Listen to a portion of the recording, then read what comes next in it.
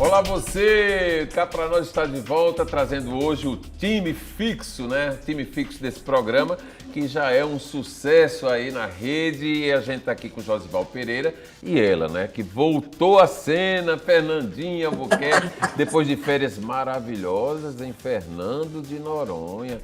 Que destino, hein? Alma, né? Que destino, valeu? Valeu, valeu. Só não fui para o seu Rio de Janeiro, com a Narcisa, Sim. né? Com aquela roda de Mas foi mulheres outra e homens opção, né? incríveis. Foi outra opção, uma coisa assim mais. Não, você não me convida para, né, Josival? Ele não convida a gente para o High Society, né?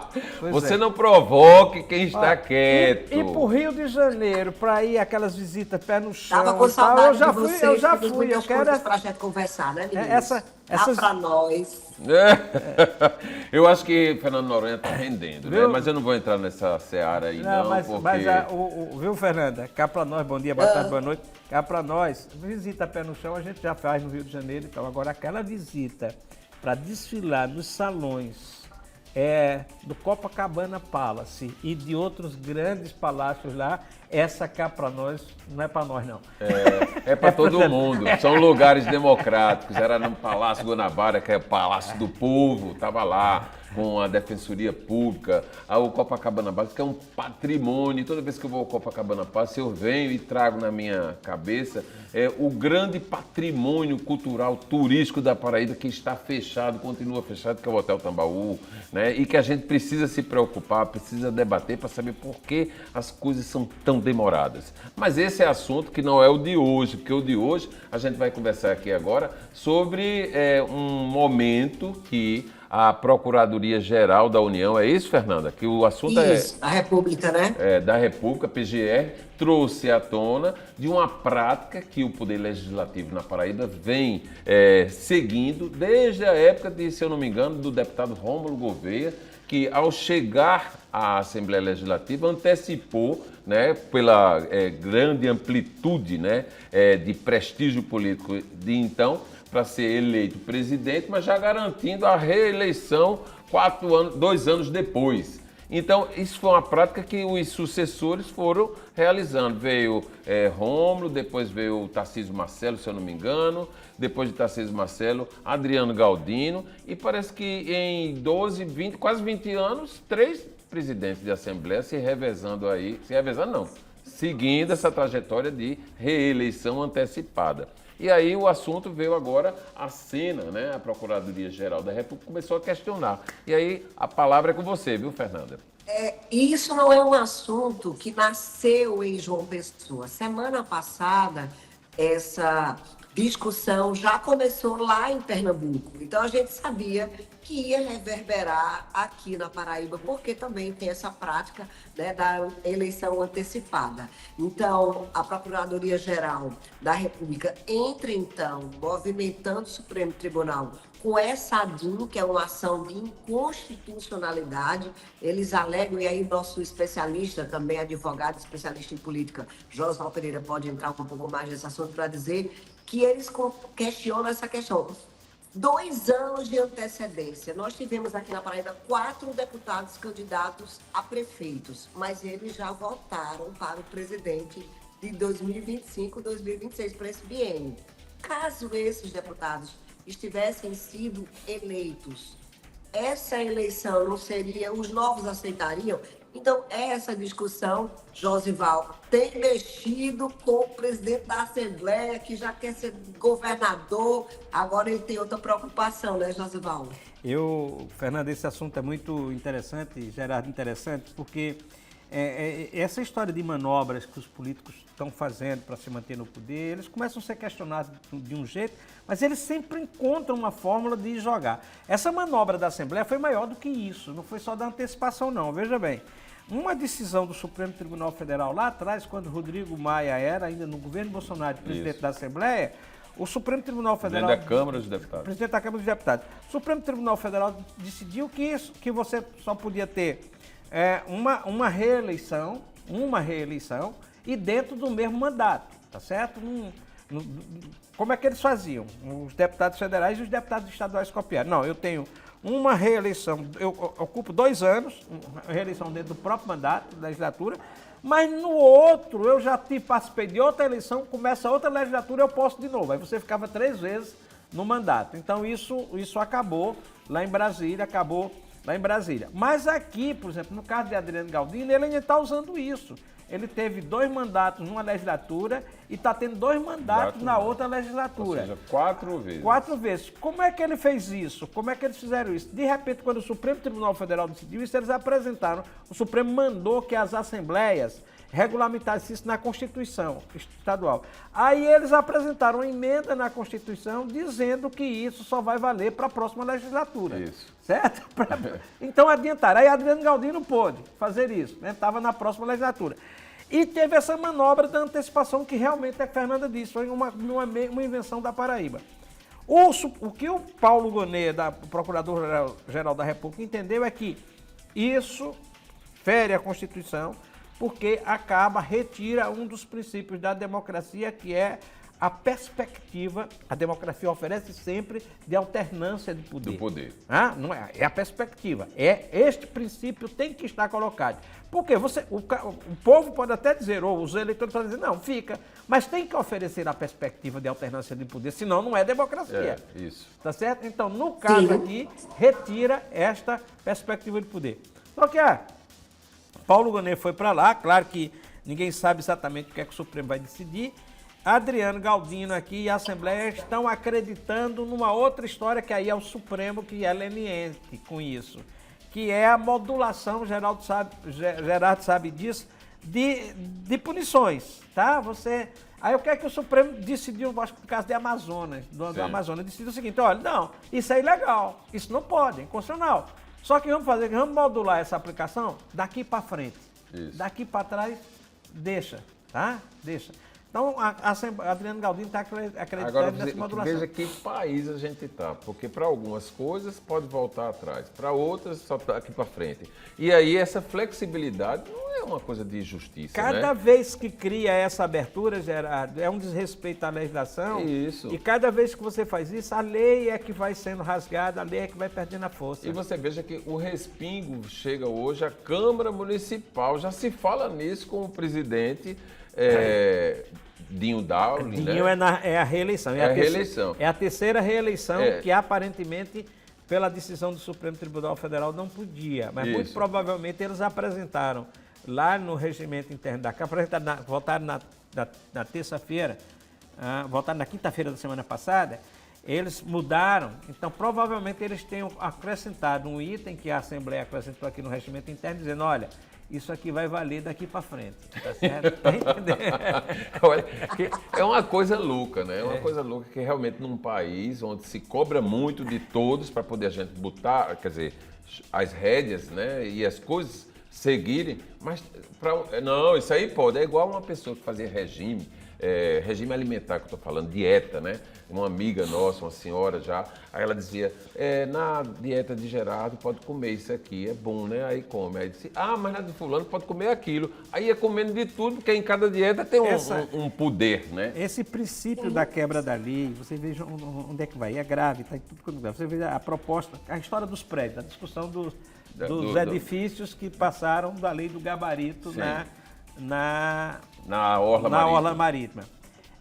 Os advogados das empresas todas alegaram essa história. Não é muito grave, foi pouco. Apenas 20 centímetros. Olha, vamos compensar com outras coisas, deixa daqui para frente. Isso. E eu vi, foram várias, são 3 ou 4 decisões judiciais diferentes. Uma foi um juiz, outra desembargadora, outra contestante e tal. E de 3, acho que são 4, 3 vão numa linha, que é a de não permitir, inclusive com o desembargador, mas tem uma lá que vai na linha o seguinte, não, isso, olha, já está feito, o prejuízo é maior, então não sei o quê. Que é assim, então, às vezes quem comete o erro, comete na certeza de que depois do crime pronto, depois do crime feito, vai resolver, vai encontrar uma saída para isso. O que é ruim, porque você... Tudo termina dando certo, não é assim? O que é ruim, o que você precisaria até que lei é lei. Se funcionasse assim, como funciona para nós, Gerardo. Não funciona para quem tem muito... Lei é lei. É lei, é lei. A gente tem que seguir, né, Fernanda? Você, como fiscal da lei, você sabe disso. Não, é difícil, porque Como cabe defensor da lei, interpretação, né? A história da interpretação. Você chega numa hora de uma audiência e aí você começa a interpretar ali a lei, né? E você vai entendendo o caso para ver, isso é o papel do advogado, para ver de que forma a gente vai encaixar ali, mesmo se sabendo que a pessoa tem uma culpa, no caso de defensor que vai defender aquele que não pode, encontrar um caminho para defendê-lo e dizer que não foi bem assim. Não é isso, Fernandinha? Ô Josival, nos bastidores, que é onde você circula com maestria, o que é que eles comentam? Acreditam que realmente vai ser deferida essa ação de inconstitucionalidade? Vai realmente, essa ADI vai para frente, não vai valer essa eleição? O que é que eles comentam? Antes dele falar, eu vou dizer, a minha impressão é que tudo vai terminar do jeito que está. Aqui a Adriano Galdino, o grupo de Adriano Galdino acredita, ele e o grupo acreditam, é que o Supremo Tribunal Federal vai julgar na mesma linha do que julgou do Amazonas. Vai dizer, olha, realmente isso aqui não era para acontecer, mas vamos modular essa decisão daqui para frente, tá? Mas eu vi que tem uma ligeira diferença do Amazonas. É que no Amazonas o presidente já estava no poder quando foi julgada a antecipação. Aqui pode ser que julgue antes de Adriano Galdino reassumir o cargo, que seria a partir de janeiro, é para o próximo biênio. Então tem essa perspectiva. Essa possibilidade já não funciona essa possibilidade agora. De assim, olha, ainda dá tempo de fazer, porque o cara não está no poder. Não vamos modular, não. Ainda dá tempo de fazer. A presidência de hoje temos 4 meses ainda, né? Tá porque certo? isso começaria em março, né? E a eleição foi por unanimidade, não foi? É janeiro. Então são 2 meses só. Tá certo? Então tem essa possibilidade aí de, como não tem tempo, ou como ainda há tempo de mandar fazer. Mas agora, o que tem de deputado também rezando para ter nova eleição não é brincadeira, porque eles vão passar, aí começa a negociar tudo de novo, né? Prestígio, cargo, informação. Porque nessa altura do campeonato, o que foi negociado lá atrás já foi, né? Foi. Aí agora está precisando de mais. Esse aí não volta, mas... Era nesse ponto, Josival, que eu queria que você chegasse. Esse aí não volta. Quem está torcendo para que tenha novas eleições? Tem deputado fazendo promessa para São Dias Toffoli. São Dias Toffoli. E o agravante, Fernanda, é que a maioria está toda comprometida por conta da última eleição mesmo, né? A última eleição desidratou. Se você fizer uma eleição agora na Assembleia, o que já vai estar em jogo já é a eleição de 2026. A oposição já vai estar pensando que podia ter melhor posição na mesa, o outro já está dizendo, Adriano Galdino dizendo que é candidato a governador. Cara, não, mas eu tô querendo voto para mim na Assembleia. Não, rapaz, você é candidato a governador. Seu negócio tem que entrar mais alto aqui, não é assim, isso. não. Seria outra eleição, seria realmente outra eleição. Agora, falando em eleição, essa a gente vai ter que aguardar para ver se ele vai continuar presidente, se ele não vai. Em contrapartida, lá em Brasília, na Câmara dos Deputados, está se consolidando cada vez mais a candidatura do deputado federal Hugo Mota, o que para a Paraíba é um feito incrível, não é, Josivaldo? Maravilhoso, eu Exatamente. Agora tem, como a gente trabalha aqui cá para nós, né, com as informações mais de bastidores, tem uma informação contada em parte pela Veja, como o Hugo Mota ganhou o apoio de Lula e do Partido dos Trabalhadores. Lula e o Partido dos Trabalhadores torciam o nariz para Hugo Mota. Sim. Por qual razão? Porque o Hugo Mota foi muito próximo de... Ciro Nogueira. Não, de Eduardo, o ex-presidente da Câmara. Isso. Tá certo? Que é o antecessor. Que foi caçado, que caçou Isso. Dilma, tá certo? Caçou Dilma, ajudou. Então, Era centrão, né? ele era MDB e tal. Mas o que é que aconteceu? Hugo Mota quase foi genro. Tá certo? De Eduardo. Se lembra disso, Fernandinha? que ele trouxe a menina pro terreiro do forró lá atrás, Ai, sim. tá certo? Não, tá, saiu foto e tal, e veja bem, aí o cara foi quase genro do presidente da Câmara que caçou Dilma. Como é que nós vamos votar nisso? Aí, segundo as bastidores, quem entrou em campo foi o ministro dos Transportes, Renan Filho, que foi colega de Hugo na Câmara na mesma época, tá? E aí, então, o que é que aconteceu? Convenceu Lula que Eduardo não era isso, que aquilo ali era uma Eduardo não, que Hugo não era isso. Que Hugo não era isso, que ali tinha sido uma circunstância...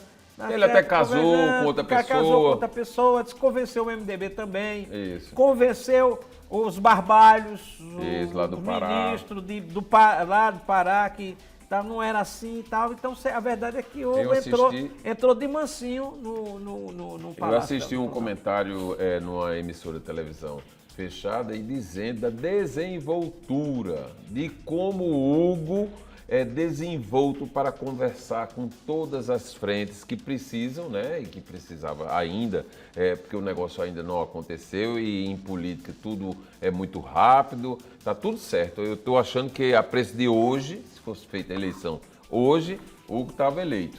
Mas a gente tem um chão aí, porque tem PSB, Kassab, tal, que saiu muito fortalecido. Eu acho que está no tempo aí das negociações, Fernanda. Negociações. Porque negociação é o que mais tem daqui para lá, né?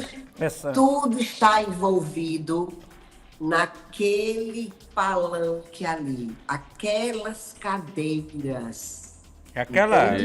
Aquela negociação de Brasília para ser presidente da Câmara, hoje essa desenvoltura vale, e aí vale mais do que isso, porque veja bem, Eduardo Cunha foi presidente da Câmara na marra, né? Chegou, passou por cima de um trator, o PT não queria, ele brigou com o PT, virou.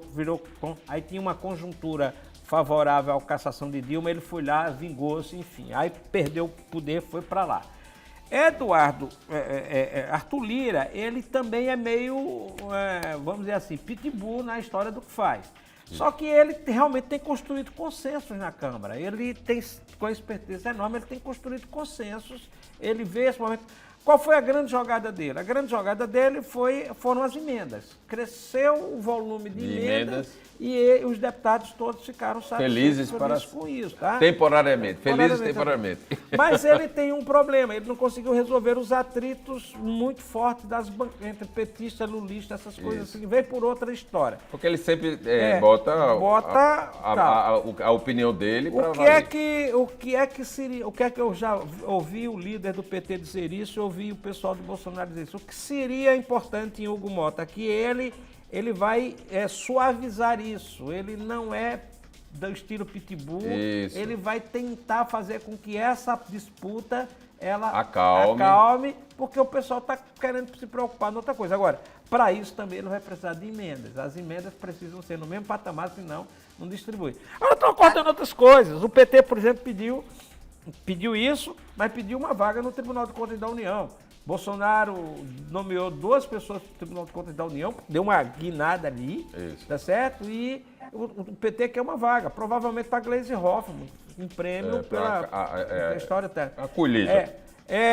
Tem outros que o governo deve entrar com ministérios, outros, as comissões mais importantes da Câmara estão sendo negociadas.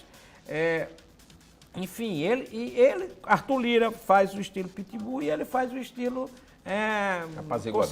apaziguador ali, então uma dupla boa. Aí bom é que nessa força, nesse fortalecimento de Hugo Mota a nível nacional, os reflexos da política na Paraíba, né? Que muda o cenário do que já vinha sendo construído, porque Hugo estava aparecendo como possível candidato até, né, ao governo do Estado. Hugo Mota seria um candidato a senador muito forte, isso aí ele estaria construído, e ele poderia construir ainda ser candidato a governador. Isso. Porque ele tem uma capacidade de articulação muito forte com os partidos. A eleição para presidente da Câmara eu acho que tira ele da disputa aqui em 2026. Isso, tá? porque ele pode chegar em 2026, ser reeleito deputado e continuar como presidente da Câmara por mais um mandato. Que é um poder muito maior, temporário, dúvida. para quem tem 35 anos, vai chegar aqui para ser candidato a governador. Semeando para o futuro aí e fortemente. Ele né? é muito jovem, né? É isso que eu queria. Ele é muito jovem. Então você imagina, muito jovem, muito no meio político, admirado pela sua capacidade de diálogo, pela sua capacidade de aglutinação. A gente está gravando cá para nós nessa terça-feira, e justamente nessa terça-feira, os deputados do PSB estão se reunindo para deixar o apoio ao candidato do União Brasil e migrar, né, embarcar na candidatura de Hugo. Como cá para nós está sendo gravado nesse momento, a reunião para eles é 11h45, a gente ainda não sabe.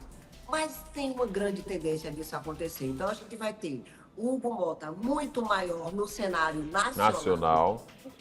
O que vai lhe consolidar no futuro, sobretudo pela sua juventude, ele vai estar embasado para qualquer cargo no futuro. Ô, Fernando. Então eu penso que foi um pulo assim, gigantesco para Hugo Mota, que mostra a capacidade que ele tem, né, de engrandecer o partido, mas sobretudo, nesse momento, é Paraíba. Eu acho que a gente tem que pensar muito assim, né, Josvaldo? Isso. É a Paraíba no comando de uma casa Olha só importantíssima. para registrar aqui, a Paraíba nunca esteve nesse cargo.